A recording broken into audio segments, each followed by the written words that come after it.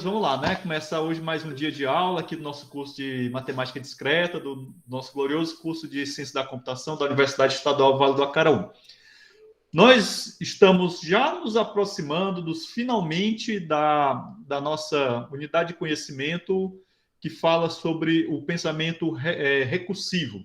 A partir da nossa próxima aula, né, nós iremos começar um novo capítulo e já caminhando para vamos dizer assim, para os finalmente da disciplina, beleza? Não esqueçam que o nosso semestre letivo oficialmente termina no dia 22 de dezembro, porém, até lá a gente ainda vai ter aula até, se não me engano, a segunda semana de dezembro, a aula síncrona e aulas assíncronas, né, que são as atividades que vocês fazem na sexta-feira.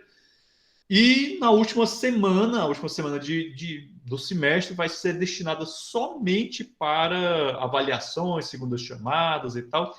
Enfim, se não me falha a memória, lá pelo dia 15 de dezembro, quem passar por média já pode se considerar de férias da disciplina de matemática discreta.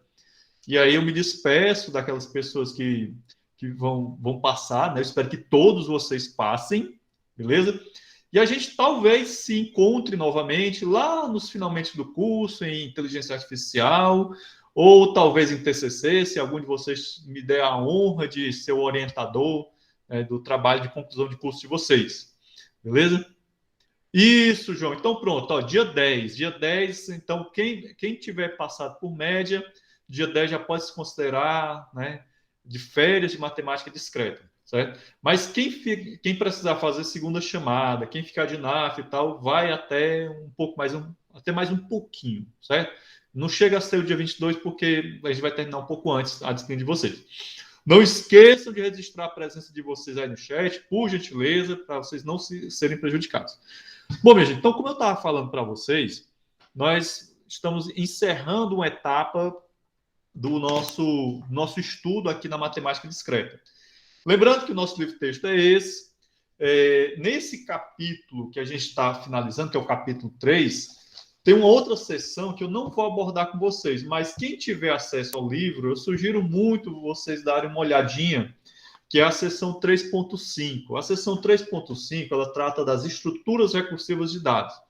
Por que essa seção é importante, que infelizmente eu não vou poder abordar com vocês? É porque ela já pode ser útil no estudo da disciplina de estrutura de dados, que, se não me falha a memória, vocês terão ela no terceiro semestre agora do curso. E, se eu não me engano, é o professor Paulo Regis, vai ser o professor de vocês. Estrutura de dados é uma disciplina extremamente importante para qualquer estudante de ciência da computação, assim como lógica de programação no primeiro período.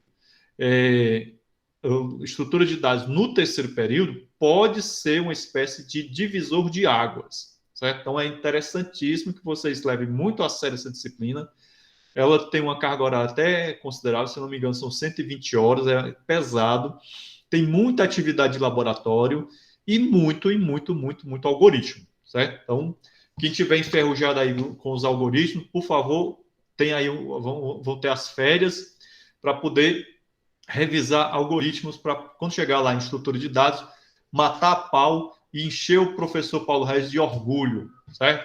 Bom, gente, vamos aqui para passar para o nosso quiz, certo? Gente, por falar em próximo semestre, quando for nos finalmente da aula de hoje, eu quero ter um papo com vocês a respeito do próximo semestre. Só colocar para vocês algumas coisas que já estão aí no radar. A primeira delas é que a gente vai voltar para o presencial, certo? A menos que haja uma zebra muito grande, uma terceira onda, Deus nos livre disso, Deus nos livre e guarde, mas próximo semestre a gente volta para o presencial, lá para o campus da Cidal novamente. E com relação ao início do próximo semestre, ainda não está certo quando será. Há uma possibilidade de ser em fevereiro, no início de fevereiro, e há uma possibilidade de ser no início de março, certo?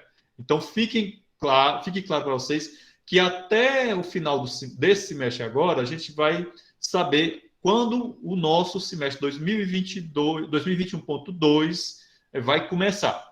Então, lembre-se bem, há essas duas possibilidades. Início de fevereiro ou início de março, certo? Se for no início de março, para vocês, para nós, tudo vai ser ótimo, porque nós vamos ter mais aí um tempinho para descansar, né? Além do mês de janeiro.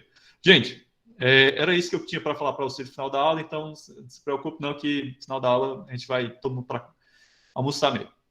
Gente, vamos aqui para nossa apresentação, a gente comentar o nosso quiz, certo? O quiz de hoje é relativamente fácil. Seguinte, a primeira questão do quiz, ela falava de uso do princípio, do uso da expressão princípio para a indução. Então, essa expressão princípio, o uso dela se deve a quê? Né? Então, temos 3 alternativas, apenas 2 pessoas se embananaram, mas a maioria acertou, a indução não pode ser demonstrada como teorema. Então, essa é uma discussão bem interessante dentro do ambiente da matemática, em que, segundo o nosso autor, o autor do nosso livro, ele defende essa tese de que a indução, enquanto princípio, ela não pode ser demonstrada como teorema. Então, um teorema, como já foi comentado com vocês em outros momentos da nossa disciplina, lá no início da disciplina, é uma verdade que já foi demonstrada. Tá? Então, qualquer teorema que já foi demonstrado, aliás, uma verdade só recebe o título, digamos assim, de teorema se ela tivesse sido demonstrada. Até ela ser demonstrada, vocês devem lembrar, ela é uma conjectura, correto? Então, o princípio da indução, como o próprio nome diz, princípio, é algo que não pode ser demonstrado. Então, a gente, de uma certa maneira, a gente assume como sendo uma verdade. E aí vocês devem lembrar que quando a gente estudou lógica matemática, lá no primeiro período, nós trabalhamos com 3 princípios fundamentais da lógica proposicional. Né? Lembre-se, princípio da identidade, princípio da não contradição e o princípio do terceiro excluído. Certo? Então, essa ideia de princípio, ela permeia o estudo da matemática em diversos pontos. E é muito interessante a gente lembrar bem dessa história de princípios, que nós podemos trazer essa ideia para a nossa vida cotidiana. Né? Então, esses princípios são verdades basilares, são verdades básicas sobre as quais a gente monta outras verdades. Certo? E acredito eu que todos nós, todos vocês, também têm seus princípios norteadores. Então, são aquelas suas verdades que, não, eu vou seguir por esse caminho, que é o que eu acredito. Mas aí é uma outra discussão que não cabe aqui no nosso papo matemático. Beleza? Bom, a indução faz parte dos fundamentos da matemática. Não é porque a indução foi algo que surgiu bem depois, né? Então não dá para a gente dizer que no alvorecer da matemática, lá no início da matemática, o princípio da indução estava lá. Não estava. E a indução pode e deve ser demonstrada como teorema. Então vocês podem observar que essa última alternativa ela é uma contradição do que diz a primeira. Coloquei ela aí mais para confundir vocês e confundir uma pessoa. Bem, há apenas um caso base a ser considerado quando se faz a demonstração por indução. E esse caso base sempre terá o valor 0 ou 1. 1 ou 0, desculpa. Então, é totalmente falso isso daí. Infelizmente, 4 pessoas se enganaram. Talvez tenham se confundido. E o seguinte, quando a gente vai fazer uma demonstração por indução, o certo é que existe um caso base, certo? Existe pelo menos um caso base. Então, isso está digamos assim, no cerne do que a gente entende por indução. Então, tem que existir pelo menos um caso base.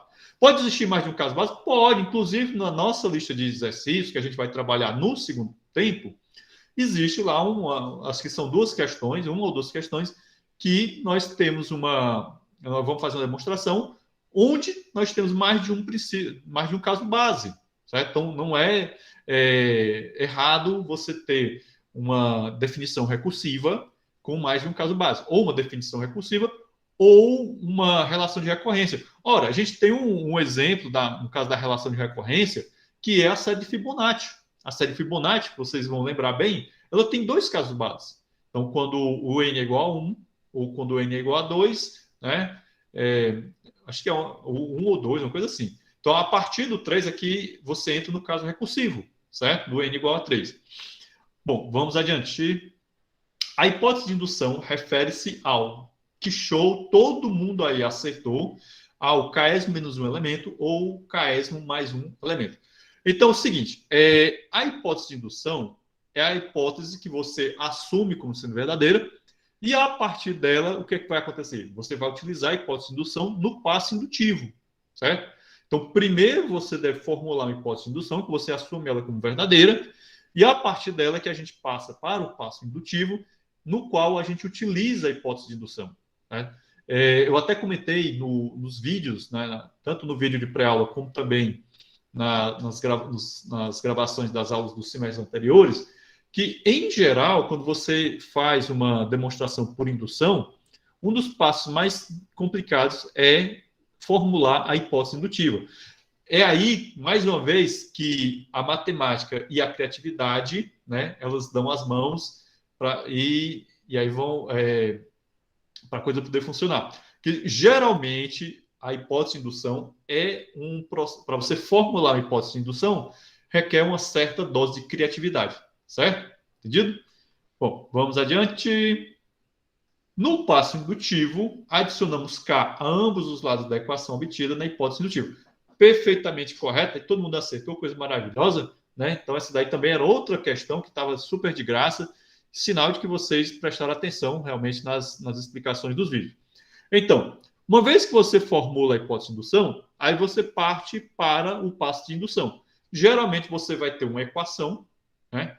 E para manter a igualdade dessa equação, você precisa adicionar K a ambos os lados da equação. Então, vocês devem lembrar que quando a gente está fazendo a demonstração por indução, em geral, nós estamos tentando mostrar que uma determinada igualdade ela é verdadeira, certo? Então, você iguala duas equações e aí você, através do processo de prova por indução, você tenta demonstrar essa igualdade. Ou melhor, dizer que aquela primeira equação ela vai se manter igual até chegar no destino, que é a segunda equação. Isso a gente vai ver em mais detalhes no nosso segundo tempo, onde nós vamos trabalhar alguns exemplos bem interessantes. No passo de indução, devemos mostrar que... Deixa eu voltar aqui a pergunta, que aí a gente verifica quais eram as opções. Pronto. A questão, ela falava sobre a formulação, né, a forma matemática, aliás, na forma de uma sentença da lógica proposicional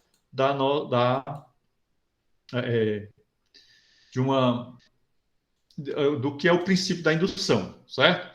Então, aqui, na opção 1, dizer que para todo K, eu tenho que validar essa condicional. Se PK mais 1 é verdadeiro, então PK também é verdadeiro. Olha, não esqueçam jamais, isso daqui é algo que vocês não podem esquecer em hipótese, vocês vão estar velhos gagados e vão lembrar que uma condicional em que o antecedente é verdadeiro e o consequente é falso é uma condicional falsa, certo? Esse é o único momento em que, numa condicional da lógica proposicional, ela é falsa.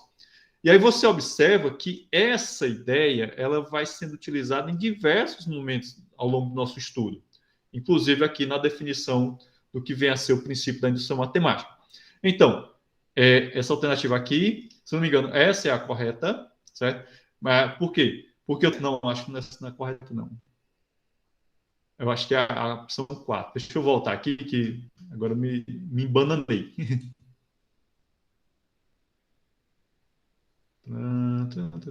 É a opção 4, exatamente. Sabe quando você está com dúvida com relação ao que você mesmo tem quase certeza, né? Eu acho que eu tenho ficado exageradamente cético. Eu estou duvidando de mim mesmo muitas vezes. Então vamos lá. Por que a opção 1 é falsa? Certo? Vejam bem, o késimo elemento, né, é aquele elemento que, vamos dizer assim, está lá no final, digamos, da escada. Vocês devem lembrar que foi feita uma analogia com a subida de uma escada para fazer a introdução do que vem a ser a indução matemática. Né? É muito clássico essa analogia, quase todo mundo utiliza essa analogia de subir uma escada. Então, o késimo degrau, né, é um degrau que está lá em cima, certo? O késimo mais 1 é o degrau imediatamente seguinte ao késimo degrau. Então, essa condicional aqui está errada, Porque eu estou assumindo que o Ks mais 1 é verdadeiro. Se ele é verdadeiro, então o anterior também é. Né? Então, não é bem assim. Né? O passo de indução estaria totalmente equivocado nesse sentido. Né? Nessa opção, e aí detalhe, ele precisa ser quantificado universalmente. Certo? Por que essa opção 2 está errada? Porque é uma quantificação existencial. E na quantificação existencial, a gente sabe que para ela ser verdadeira, basta que nós encontremos um exemplo que satisfaça os predicados, certo? E aí iria por terra, né? Toda essa grande potência, essa grande, como é que diz, força da prova por indução, porque a prova por indução é um instrumento extremamente válido dentro do âmbito da matemática, certo? Então, quantificação existencial estaria totalmente fora de sentido. E aí você já poderia eliminar essa opção 2 de imediato. Não, por absurdo, essa opção 2 está eliminada. Mas a opção 1, a 3 e a 4, elas podem me confundir.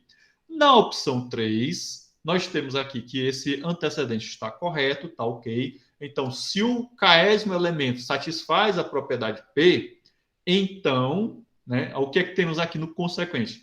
Não é verdade que o késimo mais um elemento vai satisfazer o predicado P. Aí está tudo errado. Né? Então, se a gente precisa assumir que o consequente tem que ser verdadeiro, né? Se eu digo que não, ele não é verdade, então já cai tudo por terra.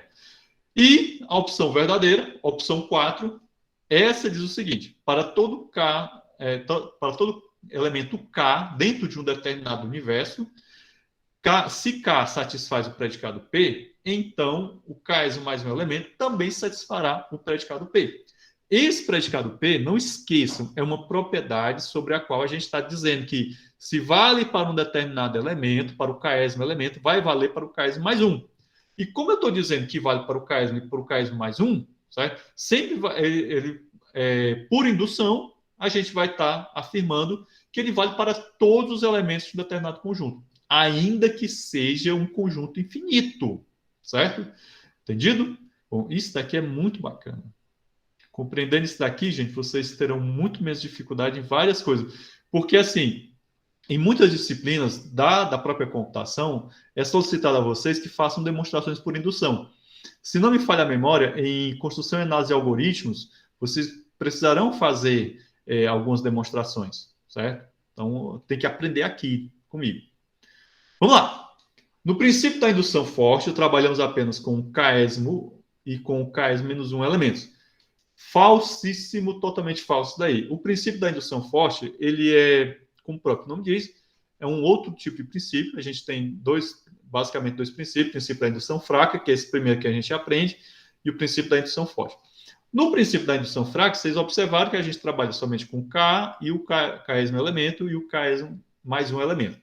No princípio da indução forte, a gente precisa levar em consideração todos os elementos anteriores até chegar no késimo elemento, certo? Então, por isso que tem essa diferença e por isso que chama princípio da indução forte. Beleza? A indução pode ser expressa como uma regra de inferência utilizando a linguagem da lógica de predicados. Acabamos de ver isso na questão anterior. Assim sendo, a fórmula abaixo expressa a indução como regra de inferência. As afirmações acima estão completamente corretas. Vamos dar uma olhadinha lá nessas afirmações, né? Nessa fórmula. Aqui, perguntas. Eu devia ter deixado outra. Ah, pronto, tá aqui. Então, o que nós temos aqui? Ó, essa fórmula que vocês estão vendo aí, ela é a definição do que vem a ser o princípio da indução matemática. Essa definição está colocada como sendo uma fórmula da lógica de predicados, e aí vocês já viram lógica de predicados no primeiro período, facilmente vocês leem essa fórmula. Então, o que é que ela está dizendo? Ó, se 1 satisfaz a propriedade P, e para todo K, se PK satisfaz P, então PK mais 1 também satisfará P, então para todo N satisfará o predicado P. Então, é isso que eu estou querendo dizer. Então, aqui a gente tem uma condicional. O antecedente dessa condicional, vocês podem observar bem, aqui é o meu caso base, né? A conjunção, esse antecedente é formado por uma conjunção, né? Em que Um dos conjuntivos é o caso base, o outro conjuntivo é uma outra condicional que está quantificada universalmente, né, como vocês podem observar, o para todo, então para todo K. E aí não esqueçam jamais, uma coisa é o késimo elemento, um K qualquer, outra coisa é o enésimo elemento, certo? Entendido? Então sempre é bom vocês terem essa diferença. Então, nessa segunda conjunção, ele está falando de quem? Está falando do passo por indução, o passo de indução, certo? E aqui eu tenho a nosso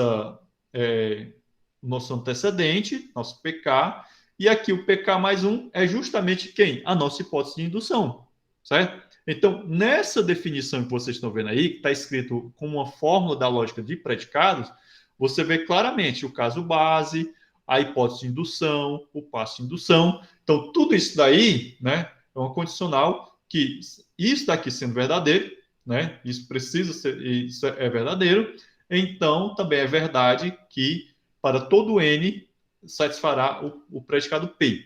Correto? Entendido? Então, afirmação correta. Vamos voltar aqui para as nossas respostas.